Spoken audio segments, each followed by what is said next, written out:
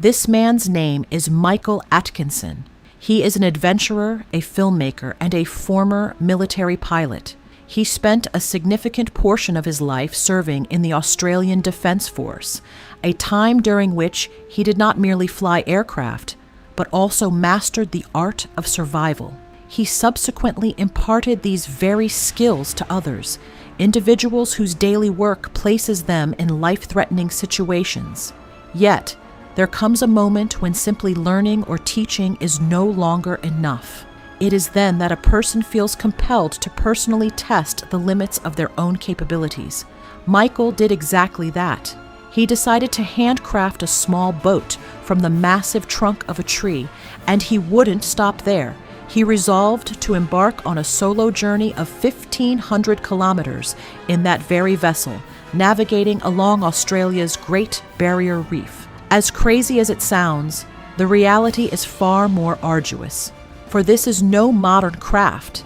It is a dugout canoe, a boat fashioned entirely from a single tree trunk. For thousands of years, this method has been employed across various cultures around the globe. In those times, there were no machines, nor were there any modern tools. There was only manual labor and boundless patience. Although the process of constructing such a boat may appear simple, it is, in reality, a task demanding absolute precision. The interior wood of the tree is gradually hollowed out, while the outer shell remains intact. This outer shell serves as the boat's primary hull, the very structure that will keep it afloat. And herein lies the greatest risk. If one cuts away too much material, the wood becomes structurally weak. Conversely, if one cuts too little, the boat becomes too heavy and fails to float properly. In other words, every strike, every cut, and every decision carries the weight of life and death. The greatest strength of this dugout canoe lies in its simplicity. It consists of no separate components and features no joints. It is crafted from a single solid trunk. For this very reason, it is incredibly robust, durable, and long-lasting. Throughout history, vessels of this type have been utilized for transportation, fishing, and even warfare. However, one element has always varied: the design. This is because people in every region would tailor their boats to suit their specific environment, whether navigating turbulent seas, swift-flowing rivers, or tranquil canals. Consequently, the size, weight, and structure of the boat, everything, would vary according to the specific environment. The timber Michael selected was no ordinary wood. It was a Norfolk pine log weighing nearly 4 tons. This tree is native to Norfolk Island in the South Pacific Ocean. Its most distinctive characteristics are that it grows straight and tall, and its interior is relatively lightweight. This particular timber possesses a unique quality. It exhibits exceptional buoyancy in water, meaning the risk of its sinking is minimal. For this very reason, it is considered the ideal material for boat construction. However, simply felling the tree and hollowing it out is not sufficient. The vessel must also be rendered durable.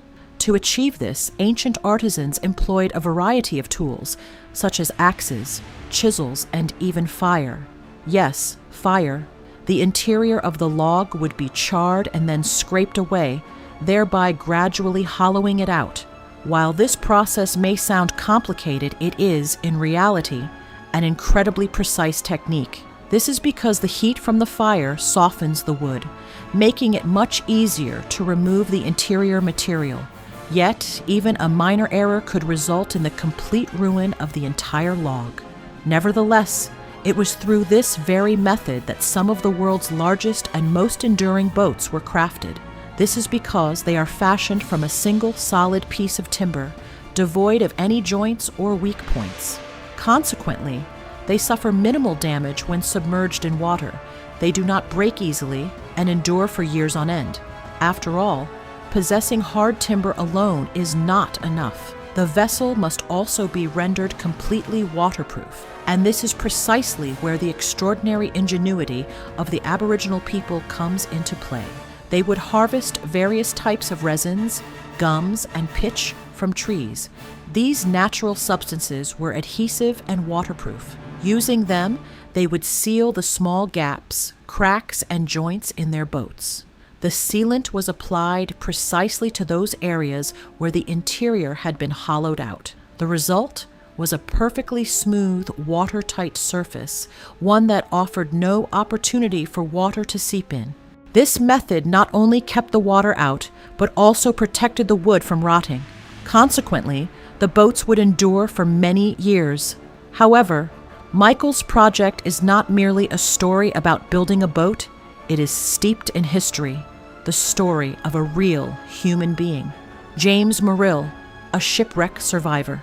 After his ship went down, he drifted on a raft for 42 days off the coast of the Great Barrier Reef before finally being rescued. Michael sought to place himself in that very same situation. It was this specific challenge that compelled him to embark on this entire project. For 14 months, he utilized the exact same types of tools that Merrill had used. In doing so, he was not merely constructing a boat, he was crafting an experience.